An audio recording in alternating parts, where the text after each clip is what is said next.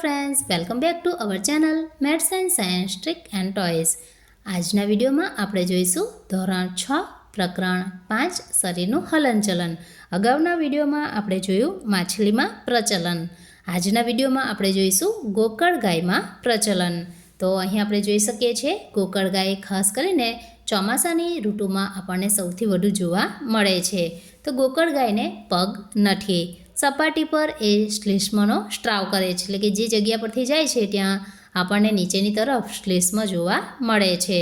ત્યારબાદ ગોકળ ગાય જે છે એ માંસલ પગથી હલનચલન અને પ્રચલન કરે છે। તો ગોકળ ગાયને માંસલ પગ હોય છે જેનાથી હલનચલન કરે છે।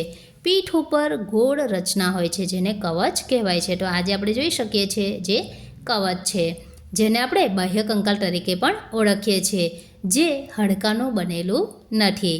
છિદ્રમાંથી જાડી સંરચના અને શીર્ષ બહાર આવે છે। આ જાડી સંરચના એ તેના પગ છે। મજબૂત સ્નાયુના બનેલા હોય છે, તેના પગ જે છે એ મજબૂત સ્નાયુના બનેલા હોય છે અને તેની મદદથી તે ચાલે છે। તો આ જે માહિતી છે એ છે ગોકળ ગાયમાં પ્રચલન।